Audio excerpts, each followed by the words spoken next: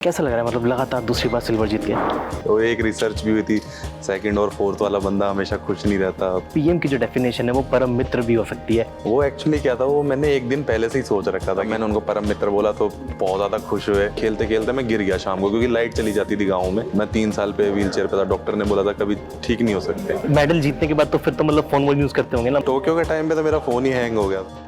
Hello and welcome to news nation. मैं हूं अखिल गुप्ता और मेरे साथ है पेरिस पैरालंपिक में लगातार 2 बार सिल्वर मेडल जीतने वाले योगेश कथुनिया। योगेश, सबसे पहले आपको न्यूज़ नेशन की ओर से और मेरी ओर से लगातार 2 बार सिल्वर जीतने की ढेरों शुभकामनाएं। Thank you so much. कैसा लग रहा है मतलब लगातार दूसरी बार सिल्वर जीत के?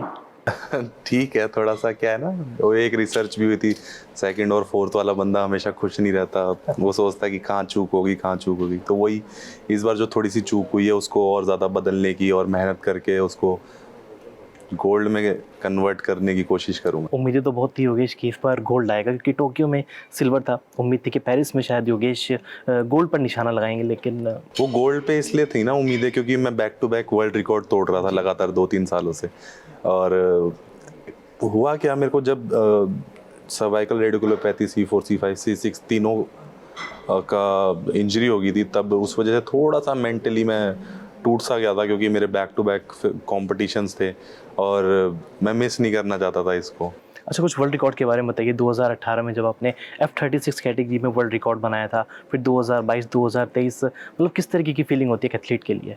2022 का बताता हूँ आपको, उधर पुराना इतना याद नहीं है अभी, क्योंकि वो तो फर्स्ट 2018 वाला तो मतलब याद होना चाहिए ना, एक मेमोरेबल चीज़।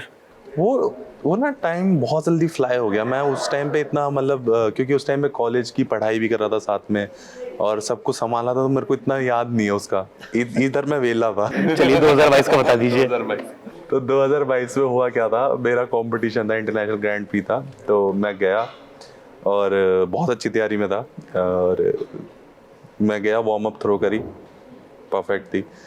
उसके बाद मैंने फर्स्ट थ्रो लगाई थी 46.50। मैंने पहली थ्रो जब वो नापी ना उन लोगों ने, तो मैं बहुत ज़्यादा खुश हुआ और मैंने एक ही चीज़ बोली, मैं भगवान आज मेरे पे मेहरबान है। मैं बोला आज तो मैं कुछ करके जाऊँगा। मैंने सेकंड थ्रो में 48.04 मार के वर्ल्ड रिकॉर्ड ब्रेक कर दिया था। तो मैं बेल्ट वगैरह खोल के मैं उतरने वाला था, तो मेरे कोच मुझे पीछे से गाली देने लग गए।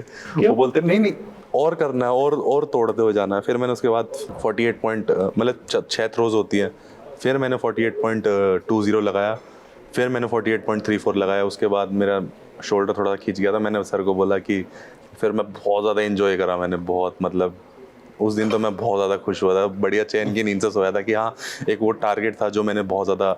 अच्छा योगेश, अभी जब आपने सिल्वर जीता, फिर आप जब भारत लौटे, जब पीएम मोदी से आपका इंस्ट्रक्शन हुआ, स्पेशली जब आपने कहा कि पीएम की जो डेफिनेशन है वो परम मित्र भी हो सकती है, उसको लेकर उसके पीछे की कुछ स्टोरी है, फिर मोदी जी ने आपसे क्या कुछ कहा, वो शेयर कीजिए। एक्चुअली क्या था, जब उनको मैंने नाम दिया पीएम का मतलब परम परम मित्र। मित्र मतलब तो किसी ने सोचा भी नहीं था कि हम पीएम को ऐसे भी कुछ डेफिनेशन हो सकती है। वो एक्चुअली क्या था, वो मैंने एक दिन पहले से ही सोच रखा था कि मैं इस बार जाऊंगा ना तो ये बोलूंगा। और मेरे साथ दिक्कत क्या है, मेरे पेट में ना बातें नहीं पचती। तो इस बार मैं पहली बार ऐसा था कि मैंने सोचा था मैं अपने दोस्तों को बताऊंगा, मैं ये बोलूंगा। तो मैंने सोचा यार अगर मैंने किसी भी एथलीट को गलती से ही बता दिया ना, वो पक्का खड़े हो गए, वो बोल देगा। तो जब मेरी बारी आई तो मैंने बोला सर मतलब वो सब लोग अपना एक्सपीरियंस शेयर कर रहे थे, मैं सोच रहा था मैं कुछ अलग बताऊं। तो मैंने बताया कि कंसिस्टेंसी, डिफरेंट स्कीम्स के बारे में, जो एक इक्वालिटी जो सेंट्रल गवर्नमेंट ने कर रखी है पैरालंपिक्स और ओलंपिक्स के बीच में, मतलब बहुत ज़्यादा अच्छी चीज़ है।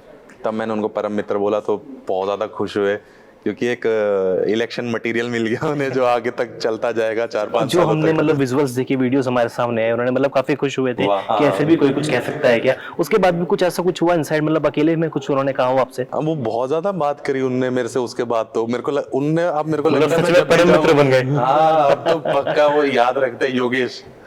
परम मित्र, मोदी जी का परम मित्र। हमारे साथ शुभ इंटरनेशनल स्कूल के फाउंडर भी हैं अभिषेक मोहन गुप्ता जी। सर, स्वागत है आपका न्यूज़ नेशन पे। कुछ बताइए इस स्कूल के बारे में।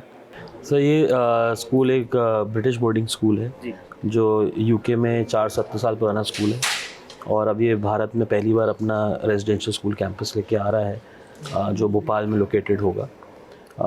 यहाँ पर जागरण सोशल वेलफेयर सोसाइटी के साथ कोलैबोरेशन किया है हमने स्कूल का, और ये 150 एकड़ में हम स्कूल खोल रहे हैं। हमारा मानना है कि एक बच्चे की पूरी तैयारी के लिए उसको पढ़ाई के अलावा स्पोर्ट्स और एक्स्ट्रा कोकुलर में भी इक्वल इम्पोर्टेंस देनी चाहिए। और उसी उद्देश्य से स्कूल में हमने काफ़ी सारे स्पोर्ट्स फैसिलिटीज़ जी। जो नेशनल इंटरनेशनल लेवल के स्टैंडर्ड से बनाई हैं, ताकि बच्चों को डे वन से जब वो तैयारी करें तो उसको उसी लेवल पे मिले। क्योंकि मैंने भी स्पोर्ट्स खेला है, तो हमें बहुत बार देखने ये मिलता है कि हम प्रैक्टिस करते हैं एक लेवल पे, जब कंपटीशन में जाते हैं तो लेवल ही चेंज हो जाता है, तो एकदम ओवरऑल हो जाते हैं क्योंकि फैसिलिटी नहीं होती। तो हम चाहते हैं कि शुरू से बच्चे वहाँ रहें, और ये फैसिलिटीज़ को इसलिए भी ऐसे देख के बनाया है कि योगेश और उनके ऐसे काफ़ी सारे एथलीट्स आएँ और वहाँ ट्रेनिंग करें और बच्चों को इंस्पायर करें अपनी स्टोरीज से, अपने फेलियर से। आई थिंक मेरा पर्सनल मानना है कि इंस्पिरेशन फेलियर ज़्यादा जल्दी मिलती है, क्योंकि बच्चे समझ जाते हैं कि ये चीज़ नहीं करनी है। एक बार वो चीज़ें माइनस होने लगती हैं तो आप ऑलरेडी एक विनिंग माइंडसेट में आने लगते हैं। कुछ लोग जिनको ये फैसिलिटी नहीं मिलती, वो गलती करके सीखते हैं और माइनस करते हैं, तो उस पर समय निकल जाता है। बट अगर हमारे पास ऐसे एथलीट्स आएँ और बच्चों को सिखाएं, बताएं अपनी बातें, तो मुझे लगता है कि उनको एक एज मिलेगा। और हमारा यही उद्देश्य है स्कूल में कि ओवरऑल डेवलपमेंट करें, और जो कहीं से भी बच्चों को अच्छा बढ़ने के लिए मदद मिल सके वो हम उनको प्रोवाइड करें। योगेश, टोक्यो ओलंपिक के बाद, पैरालंपिक के बाद, मतलब क्रिकेट के अलावा अन्य स्पोर्ट्स को लेकर एक अलग ही रुझान देखने को मिलता है, अलग एक्साइटमेंट देखने को मिलता है। तो शूबेरी स्कूल के माध्यम से जो भी लोग एडमिशन लेंगे, जो बच्चे हैं जो पैरा एथलेटिक्स में बनना चाहते हैं, उनको लेकर आप कुछ मैसेज देना चाहते हैं? मैसेज तो मैं देखो एज अ पर्सनल एडवाइस यही देना चाहूँगा कि इंडिया में तो मैंने देखा नहीं कोई स्कूल जो पैरा स्पोर्ट्स को प्रमोट करता हो, कोई भी स्पोर्ट्स को प्रमोट करता हो। अब जैसे यूके में एक यूनिवर्सिटी है, लॉबाग यूनिवर्सिटी, उधर उन लोगों ने फैसिलिटीज़ बना रखी है, वहाँ नीरज चोपड़ा भी ट्रेन करने जाता है। तो ऐसी एक फैसिलिटी जब हमारे इंडिया में ही होगी, हमारे पास ही होगी, हम कुछ मतलब वो नोन में होगी, तो हम भी तो जाके ट्रेन कर सकते हैं जब वही फैसिलिटी यहाँ पर मिलेगी। तो उससे क्या है, हमारा मतलब एक स्पोर्ट्स साइंस की ना जो टीम है ना, वो बहुत ज़्यादा ज़रूरत होती है। खिलाड़ी एक लेवल तक परफॉर्म करता है, उसके बाद उसको पहुँचाने वाला एक रिहैबिलिटेशन सेंटर्स और स्पोर्ट्स साइंस ही होता है जो उसको और ज़्यादा ऊपर लेके जाना वाला होता है। तो एक जब टीम वर्क जब एक खिलाड़ी के पीछे काम करेगा ना, स्कूल्स हो गया, तो वो मतलब थोप नहीं रहे आपके ऊपर कि सिर्फ पढ़ाई करनी है, आप खेलो भी, क्योंकि बच्चों को सबसे ज़्यादा पसंद ही खेल होता है, चाहे वो कुछ भी हो। वो सबसे ज़्यादा, क्योंकि अब इंडिया में जितने भी मैं कोविड के बाद देख रहा हूँ, सबके चश्मे चढ़ गए फ़ोन चला के, ये कर के। हम भी खुद चलाते हैं फ़ोन, अब क्या करें, काम ही थोड़ा ऐसा है। मैं तो थोड़ा लेकिन बंद कर देता हूँ जब तैयारी करता हूँ, मैं बिल्कुल फ़ोन स्विच ऑफ रहता है। मेरे दोस्त तो ये भी बोलते हैं कौन सा VPN लगा के रखता है, बंद कर दिया। तो एक मतलब ओवरऑल ग्रोथ में बहुत ज़्यादा काम करेगा, मतलब बच्चों के, और जितने भी यंग एस्पायरिंग किड्स होंगे या प्रोफेशनल एथलीट्स भी जो ट्रेन करना चाहेंगे, वो मतलब बहुत ज़्यादा उनको हेल्प मिलेगी। और ये भी एक स्कूल एक नेशन वर्क में काम करेगा, क्योंकि मेडल तो एक नेशन का ही होता है, बिल्कुल। तो वो बहुत ज़्यादा अच्छा काम करेगा। अच्छा, आपने बताया कि जब कोई खेलों के टाइम पे, मतलब आप मोबाइल वगैरह को यूज़ नहीं करते, जब मेडल इवेंट होता है किस तरीके से आपकी प्रिपरेशन रहती है, क्या कुछ शेड्यूल रहता है उस दिन? तो मेरा तो सुबह ही होता है, मैंने तो लगभग देखा है जो, तो मेरा तो मैं सो जाता हूँ एक रात पहले 8 बजे 9 बजे टाइम से, और वैसे भी मैं रेगुलरली सो जाता हूँ। अभी नहीं सोता, अभी तो मतलब जब छुट्टी मिलती है तो सोचता हूँ मैं क्या करना, सो गया अभी।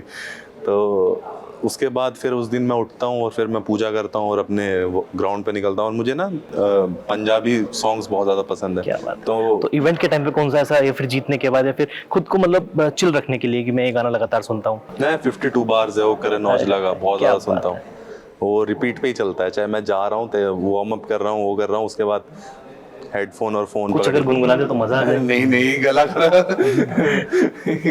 अच्छा, मेडल जीतने के बाद तो फिर तो मतलब फोन वो यूज करते होंगे ना, मतलब बधाइयां भी आती हैं, घर पे भी बात करते हैं, किस तरीके से, मतलब क्या रहता है? हाँ, कई लोग नाराज भी हो जाते हैं, फोन नहीं उठा पाता।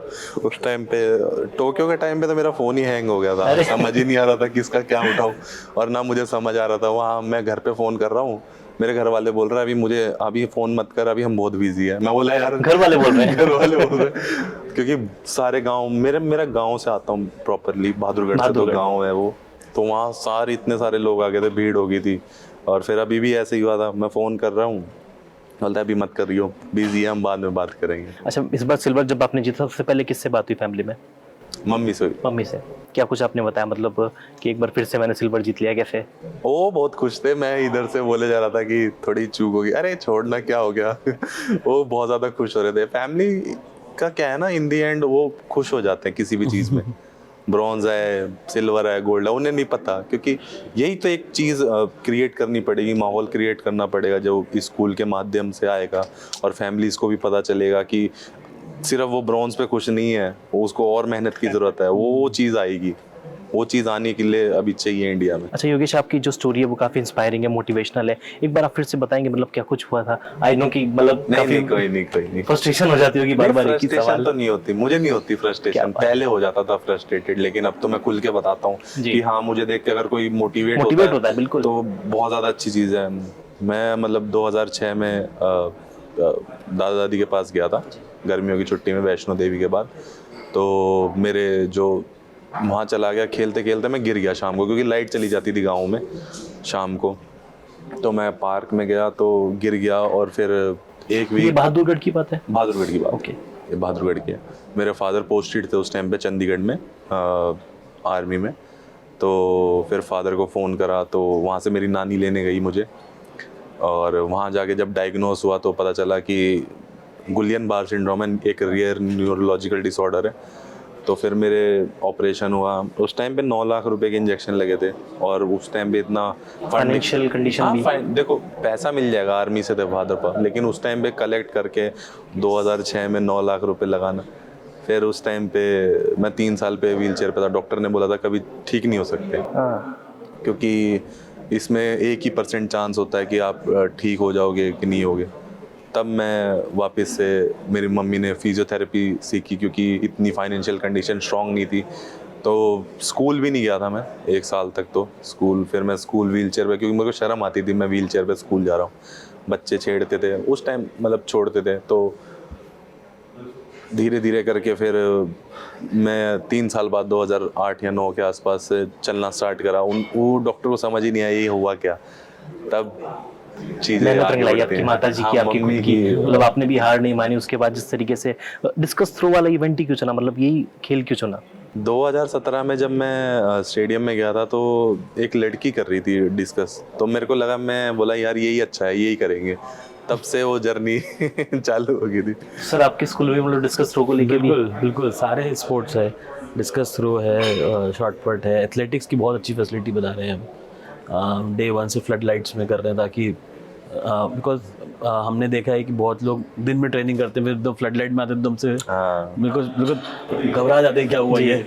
तो इसलिए हम तो सारी फैसिलिटी बना रहे हैं, और हम एथलेटिक फेडरेशन के साथ मिल के कर रहे हैं फिर, तो उनके साथ कोलैबोरेट करके कर रहे हैं। उन लोगों ने हमें सपोर्ट करने के लिए वहाँ से टीम भेजते हैं जो सुपरवाइज़ कर रही है ट्रैक्स बनाने में और सब फैसिलिटी डेवलप करने में। और हमने उनको ये भी बोला है कि जब ये फैसिलिटी बन जाएगी तो आप अपने एथलीट्स लाइए, ट्रेनिंग करिए। रेजिडेंशियल स्कूल है तो फैसिलिटी रहने की भी बहुत सारी है, और सब बाकी सब स्पोर्ट्स हैं, इंडोर स्विमिंग पूल है, जिम है, तो वो सभी एक इकोसिस्टम बन जाएगा। और हम चाहते हैं कि अच्छे से इकोसिस्टम बने, यूटिलाइज हो और सभी का बेनिफिट हो उससे। चलिए sir, thank you news nation से बात करने के लिए। योगेश, बेस्ट विशेस आपको, और उम्मीद करते हैं कि 2028 में मेडल का कलर इस बार सिल्वर से गोल्ड होगा। Thank you so much. Thank you. News nation अब व्हाट्सएप पर खबरों के ताजा अपडेट के लिए न्यूज नेशन के इस QR कोड को स्कैन करें।